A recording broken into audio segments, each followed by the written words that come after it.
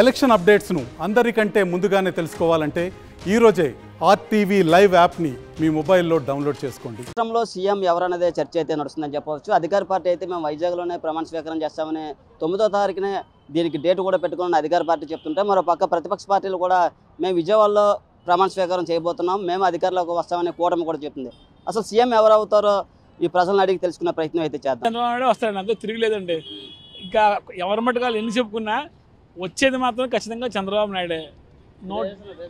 Reason ఏంటంటే already ప్రజల్లో కూడాను లోపల బయటికి మొన్నటి వరకు భయపడి రాని వాళ్ళు కూడా ఇప్పుడు బయటకు వచ్చి ఓపెన్గా మాట్లాడుతున్నారు, ఎస్ ఆయనే కావాలి మాకు అని.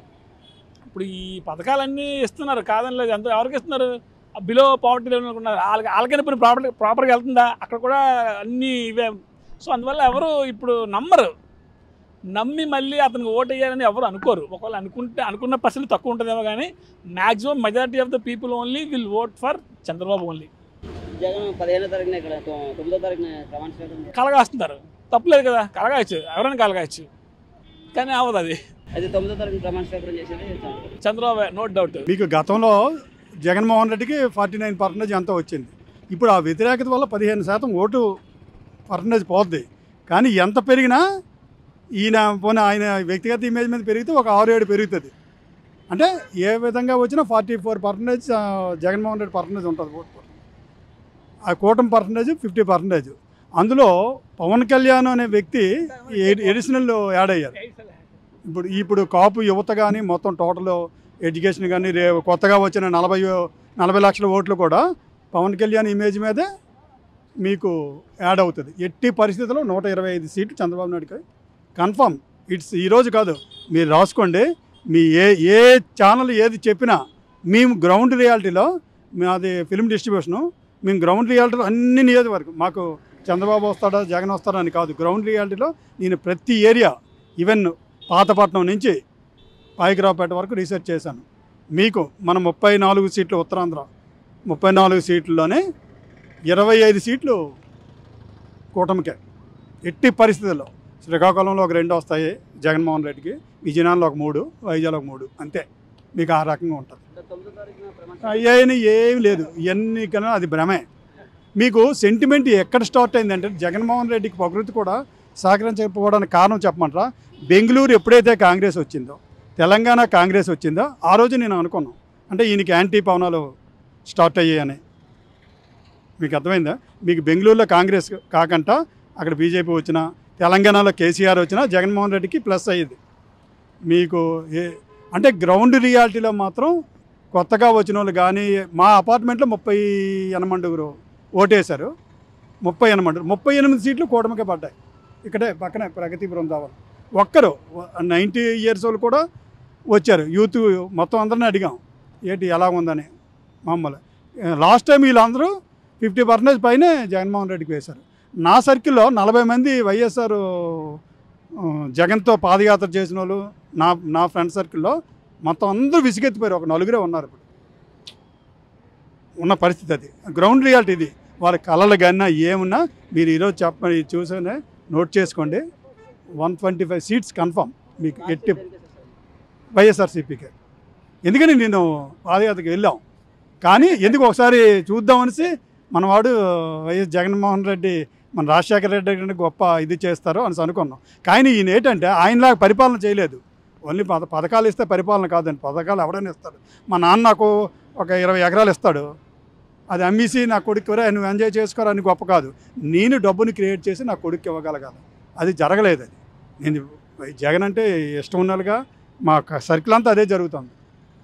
అది అందరూ 100% డౌట్ లేదు. చంద్రబాబు నాయుడు కాదు, యాంటీ జగన్. ఇక్కడ చంద్రబాబు పవన అనేది కాదు, ఇక్కడ యాంటీ జగన్ అంతే. ఇందులోని ఎట్టి పరిస్థితుల్లో మీకు చూడాల్సిన అవసరం లేదు. ఈరోజు నోట్ చేసుకోండి, జూన్ 4 సాయంకాలం నా దగ్గర రండి, అదే ఉంటుంది.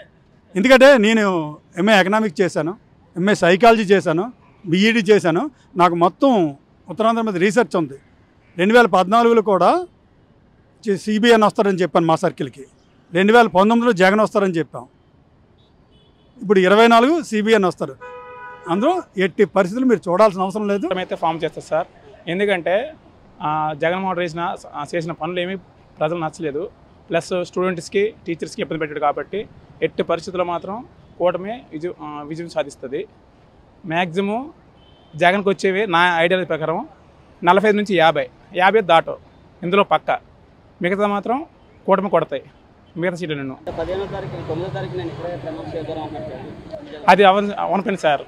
అమరావతిలో చంద్రబాబు సీఎంగా ప్రమాణ స్వీకారం చేస్తాడు రెండవసారి. నవీ ఆంధ్రప్రదేశ్ పక్కాగా 9వ తారీఖునే. ఇందులో మార్పు అదే సార్. అంటే మరి వైసీపీ కూడా మేమే అని చెప్పి చాలా ధీమాగా ఉన్నా. వాళ్ళ ధీమాలు అంటే ఇప్పుడు అర్థమవుతుంది కదా సార్, అక్కడక్కడ అల్లర్లు చేస్తారు. వాళ్ళ ఓటమి వాళ్ళు ఒప్పుకున్నట్టే. ఎందుకంటే అలాగా వాళ్ళు విజయం సాధిస్తారంటే అలాగా చేసి ఉండరు, చేయకూడదు కూడా. అలా చేస్తారంటే పక్కగా ఓడిపోతున్నారు. అందుకే భయంతో ఎక్కడ పడితే అక్కడ దాడులు చేయడము, ఇబ్బంది పెట్టడం చేస్తున్నారు. వైజాగ్లోనే ప్రమాణ స్వీకారం ఎందుకు అంటున్నారు?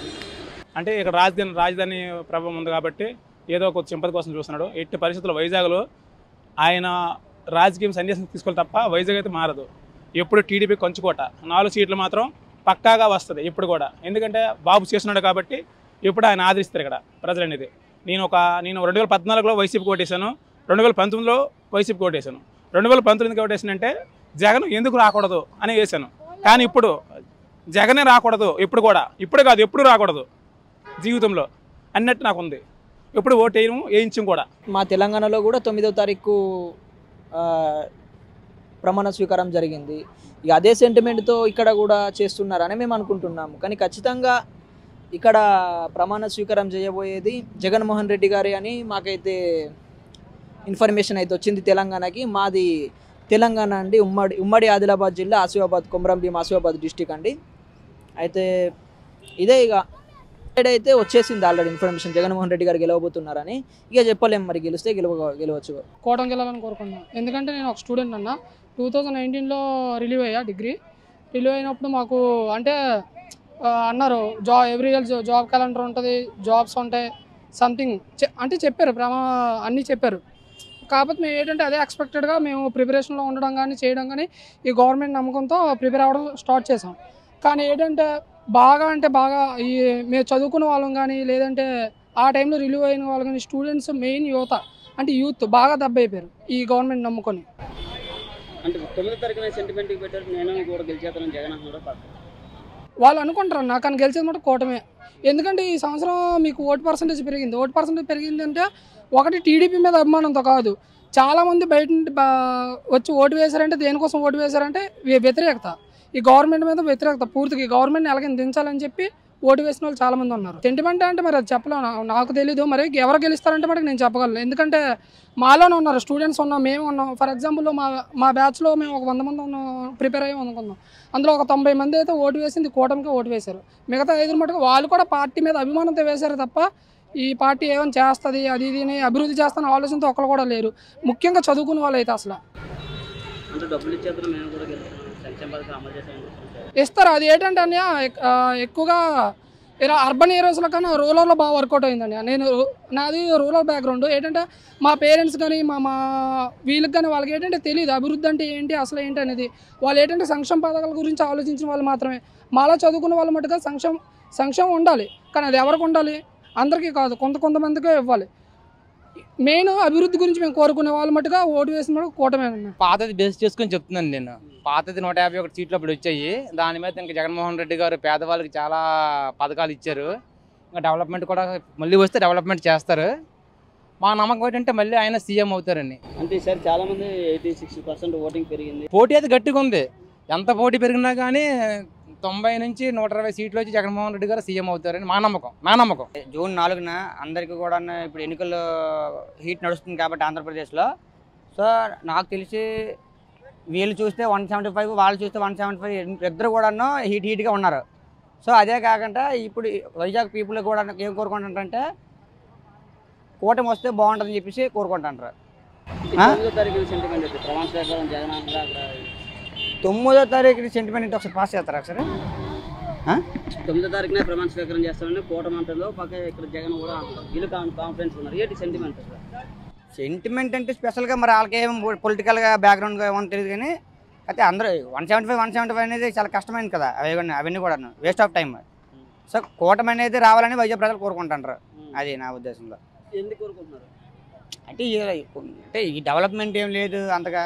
మీకు తెలిసింది ఏముంది, ప్రతి ఒక్కరిని అడగండి 10 out of 9 పీపుల్ అందరూ కూడా డెవలప్మెంట్ లేదని అంటారు. ప్రజలు ఎంతో ఆసక్తిగా 9వ తారీఖు కోసం ఎదురు చూస్తున్నారు. ఎందుకంటే ఇంతకాలం 4.5 సంవత్సరాలు ఉపాధి అవకాశాలు లేక నిరుద్యోగులు పెరిగిపోయి దివ్యాంగులు రైతులు అసలు అర్థవ్యస్తంగా ఉన్న రోడ్లు వీటన్నిటికి చూసి 86.6% ఓటింగ్ వేసి అర్ధరాత్రి వరకు ఓటింగ్ వేశారంటే ప్రజల్లో మార్పు చాలా బలంగా కోరుకున్నారు. కూటమి రాబోతుంది 9వ తారీఖు అయితే. ఇది అంటే జగన్మోహన్ రెడ్డి కూడా చెప్తుండే వైజాగ్లోనే ప్రమాణ స్వీకారం 9వ తారీఖు. ఆయన హాస్పిటల్లో తప్పులేదు, ఏదో మేము పథకాలు ఇచ్చేసాం గెలుస్తామని ఆయన ఎంతో ధీమాగా ఉన్నారు. మేము వెళ్ళిన పోలింగ్ దగ్గరికి వెళ్ళిన ప్రతి దగ్గర కూడా అందరూ మాకు చాలా సైకో పాలన పోతుంది, మాకు వద్దు బాబో ఈ పాలన, మాకు నిరుపేదలుగా మమ్మల్ని చేస్తాడు, చేయాచుకొని అడుక్కునేలా చేస్తాడు, మేము ఈ పాలన నుంచి విముక్తి పొందాలని చెప్పి అర్ధరాత్రి వరకు ఓటింగ్ చేశారు. రాష్ట్ర భవిష్యత్తు బాగుండాలని ప్రతి ఒక్కరు చాలా అర్ధరాత్రి వరకు ఓటింగ్ అయితే వేయటం జరిగింది. దాన్ని బట్టే తెలుస్తుంది కూటమి రాబోతుందని. సీఎం చంద్రబాబు నాయుడు గారు గెలుపుకి కూటమికి పవన్ కళ్యాణ్ గారి యొక్క ఆశీస్సులతో బీజేపీ యొక్క ఆశీస్సులతో కూటమి రాబోతుంది. లేదండి వాళ్ళు అనుకోనియండి, మేమైతే భారీ మెజార్టీతో రాష్ట్ర భవిష్యత్తు బాగుంటానికి ప్రజల ఒక్కరు కూడా ముందుకొచ్చి ప్రతి ఒక్కరు ఓటేశారు. ఎప్పుడూ లేని విధంగా 86.6% ఓటింగ్ నమోదు చేశారంటే తెలుస్తుంది ప్రజలు ఎంత కోరుకుంటున్నారు ప్రభుత్వం మారాలి, కూటమి రావాలని. ఆ రోజు ఓట్లేసిన దగ్గర కూడా ప్రతి ఒక్కరు కూడా మేము కూటమికి వేసాము, మేము ప్రతిదీ కూడా బాగా రాష్ట్రం బాగుండాలని మేము అందరం కోరుకుంటున్నామని చెప్పడం జరిగింది. ఏపీకి పట్టిన దరిద్రం వదలడానికి ఇంకా కరెక్ట్గా 9 రోజులు ఉండండి ఎలక్షన్ రిజల్ట్ కోసం. కూటమిలో అయితే ఖచ్చితంగా కూటమి ప్రభుత్వమే వస్తుంది. ఉమ్మడిలోని ధర్మం గెలుస్తుంది. ఎప్పుడు కూడా సైకో పాలన పోతుంది, ఏపీకి పట్టిన దరిద్రం కూడా పోతుంది. వాళ్ళైతే ఊహాగానాలు వాళ్ళే గెలుస్తాం, వాళ్ళకే మళ్ళీ పట్టం కడతారు అనుకుంటున్నారు. అదైతే నిజం కాదు. ఈసారి వచ్చేది మాత్రం ధర్మమైన ప్రభుత్వ పాలన మాత్రమే వస్తుంది. జనాలకు మంచి జరుగుతుంది. ప్రభుత్వం ఎప్పుడు కూడా మంచి చేయాలని మేము కోరుకుంటున్నాం. 9వ తేదీని డేట్ ఫిక్స్ చేసుకోవడానికి కారణం అంటే అదొక సెంటిమెంట్ డేట్ అనుకోవచ్చు, లేకపోతే వాళ్ళకి గెలుస్తామన్న ఆకాంక్ష ఏదైనా కావచ్చు. కాకపోతే దాన్ని బట్టి అది ప్రభుత్వం డిసైడ్ చేస్తుంది. పెద్దల వెనక ఆలోచనల వాళ్ళని మనం అంచనా వేయలేం కదా. కానీ గెలవటం అయితే పక్కా. కూటమి మాత్రమే విజయం. వాళ్ళు అలా కళ్ళకి అంటున్నారండి. సైకోపాలనకి జనాలు చాలా విపరీతమైన ఇబ్బందులు పడ్డారు. ఇక వాళ్ళు గెలవటం అయితే కల్లా. వాళ్ళ ఊహాగానాలని వాళ్ళకే వదిలేద్దాం. మరిన్ని వీడియోస్ కోసం ఛానల్ ని సబ్స్క్రైబ్ చేయండి. లేటెస్ట్ అప్డేట్స్ కోసం వాట్సాప్ ఛానల్ ని ఫాలో చేయండి. అండ్ లింక్ డిస్క్రిప్షన్ లో ఉంది.